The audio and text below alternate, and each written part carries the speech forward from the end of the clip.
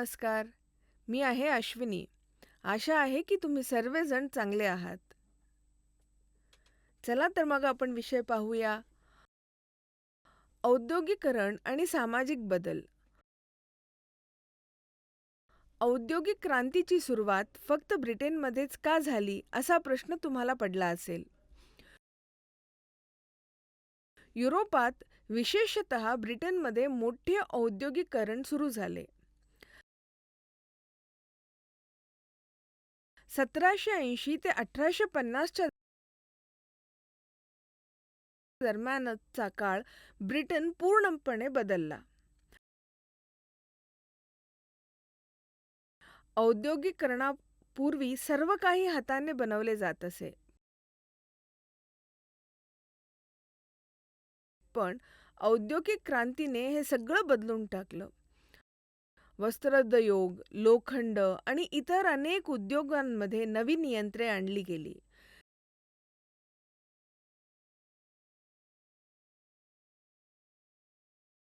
ब्रिटनमध्ये औद्योगिक क्रांती का सुरू झाली ते पाहूया.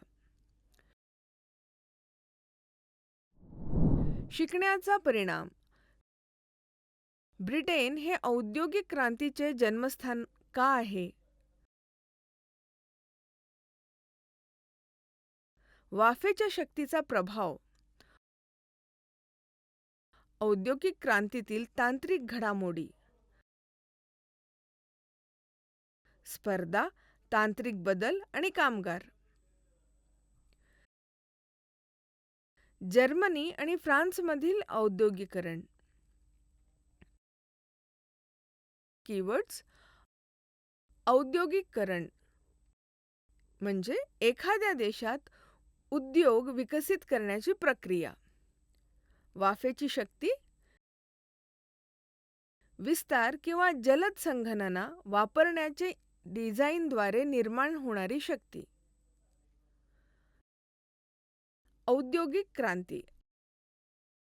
औद्योगिक क्रांती म्हणजे मॅन्युअलकडून मशीन उत्पादने पद्धतीकडे वळणे आणि रासायनिक उत्पादने व लोह उत्पादनांसाठी नवीन प्रक्रिया.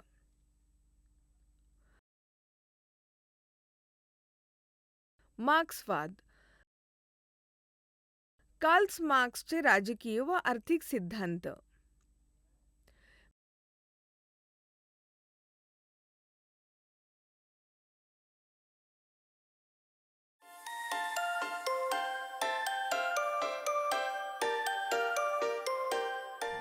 ब्रिटन हे औद्योगिक क्रांतीचे जन्मस्थान का आहे?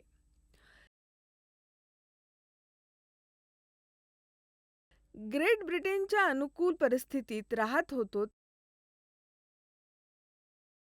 त्यामुळे आधुनिक औद्योगिकरणाचा अनुभव घेणारा पहिला देश होता.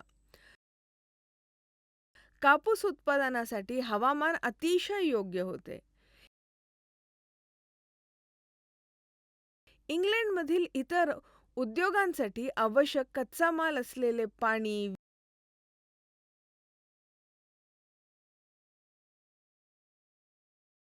वीज किंवा कोळसा आणि लोखंड यासारख्या इंधनांची कमतरता नव्हती.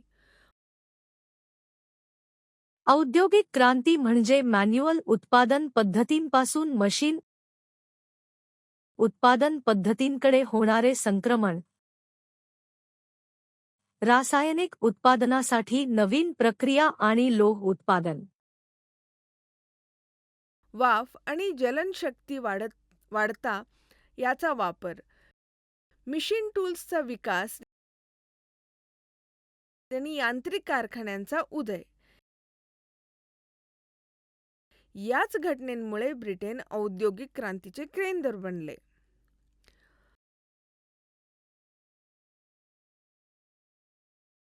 औद्योगिक क्रांतीचे महत्त्वाचे घटक. हातांच्या अवजाराने काम करण्यासाठी यंत्रांचा शोध. वाफेचा आणि नंतर इतर प्रकारच्या शक्तींचा वापर. कारखाना पद्धतीच अवलंबन करणे. भांडवलशाही आणि युरोपीय साम्राज्यवादाचा उदय.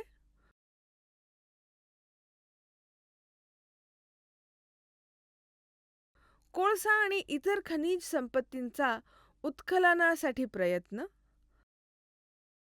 कृषी क्रांतीचे परिणाम. औद्योगिक क्रांतीचे परिणाम.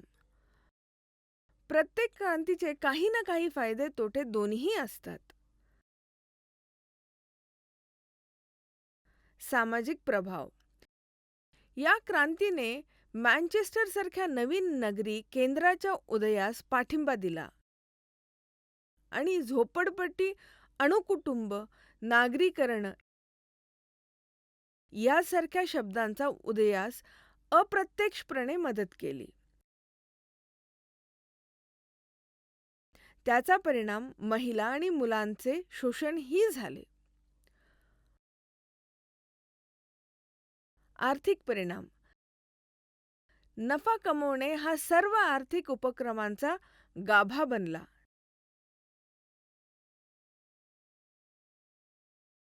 त्यामुळे भांडवलशाही विचारसरणीचा उदय होण्यास मदत झाली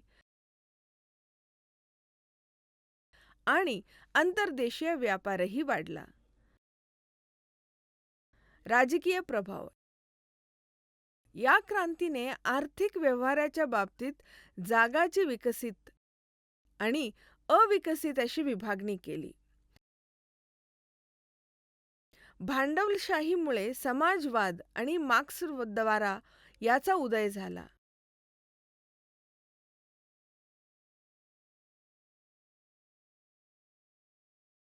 कामगार कायदा आणि बालमजुरी संपर्क झाली.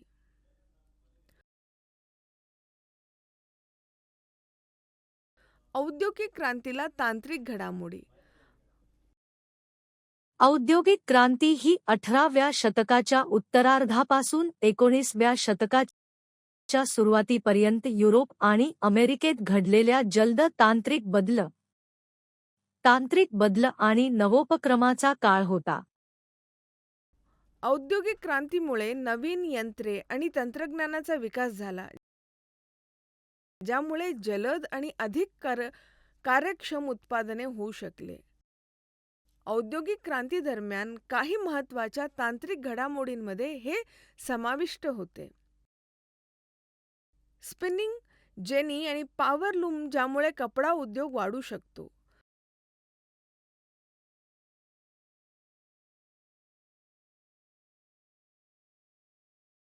वाफेचे इंजिन, ज्यामुळे मोठ्या कारखान्यांना अधिक ऊर्जा मिळते. वाफेचे लोकोमोटिव्ह आणि रेल्वे, ज्यामुळे प्रवास जलद झाला आणि लोक कच्चा माल आणि मालाची सुलभ वाहतूक होऊ शकली. टेलिग्राफ कम्युनिकेशन्स, ज्यामुळे जलद दळणवळणही परवानगी मिळाली.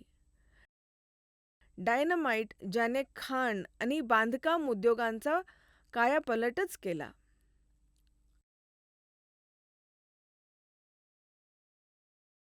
स्पर्धा, तांत्रिक बदल आणि कामगार. औद्योगिक क्रांती हा युरोप आणि नंतर संपूर्ण जगाच्या अर्थव्यवस्थेसाठी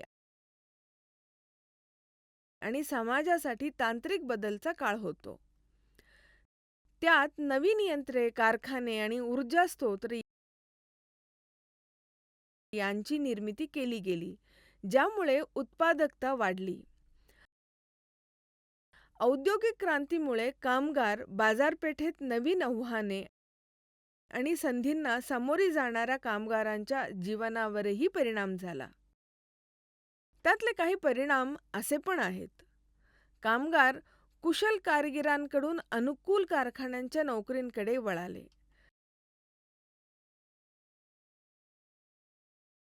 कामगारांना कठोर परिस्थितीत दीर्घ तास आणि कमी वेतनाचा सामना करावा लागला.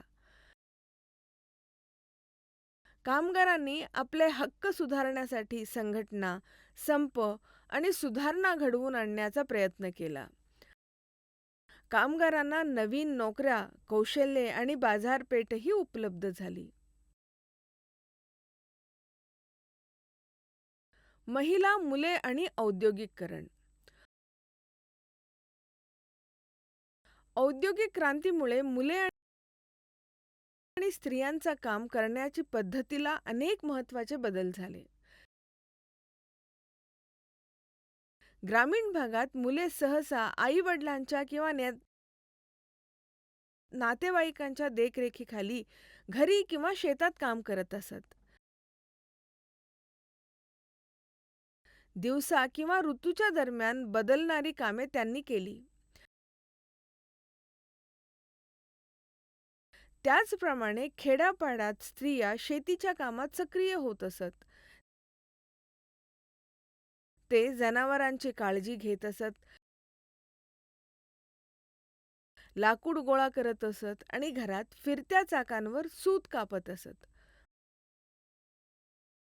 पण कारखान्यामध्ये त्यांना बराच वेळ विश्रांती न घेता काम करावे लागत होते.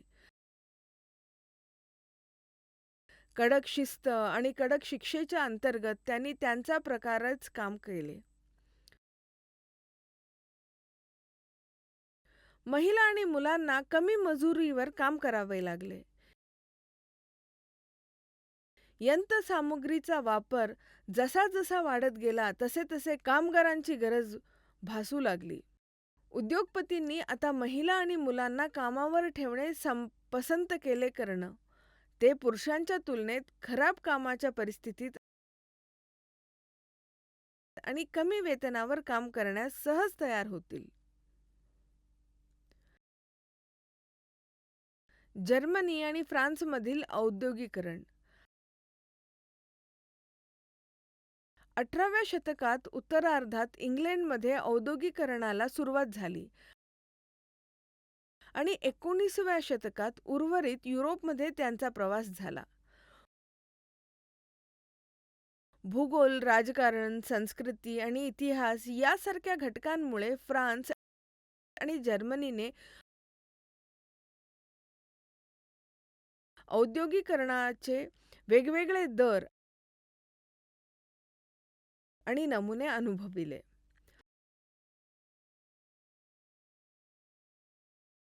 फ्रान्स आणि जर्मनी याच्यातील औद्योगिकरणातील काही प्रमुख फरक असे होते. जर्मनीच्या तुलनेत फ्रान्स औद्योगिकरणात धीम्या गतीने होता.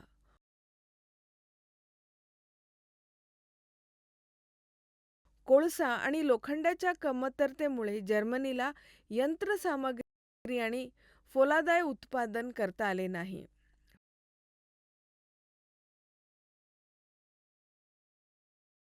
फ्रान्सने 18व्या शतकाच्या उत्तरार्धात औद्योगिकरणास सुरुवात केली, परंतु युद्धे आणि क्रांतीसह असंख्य आव्हानांना समोर जावे लागले. फ्रान्सने वस्त्र उद्योग, लक्झरी वस्तू आणि शेतीवर लक्ष केंद्रित केले. कौटुंबिक संसाधनांवर अवलंबून असूनही फ्रेंच उत्पादक अवजड उद्योग आणि रेल्वेमध्ये जर्मनीपेक्षा मागे पडले.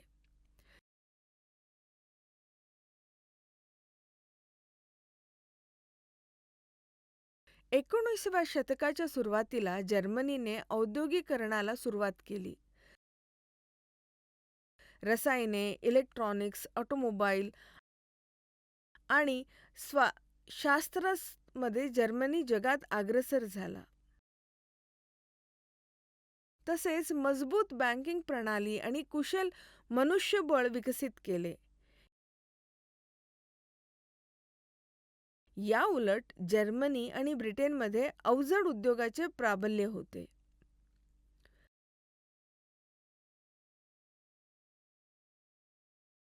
निष्कर्ष: युरोपमधील औद्योगिक क्रांती हा आर्थिक आणि सामाजिक परिवर्तनाचा काळ होता, जो ब्रिटनमध्ये सुरू झाला आणि इतर देशांमध्ये पसरला. त्यातून नवे तंत्रज्ञान, उद्योगाचे धंदे आणि बाजारपेठांचा विकास झाला. पण पर्यावरण, राहणीमान आणि कामगारांच्या हक्कांवरही त्याचा नकारात्मक परिणाम झाला.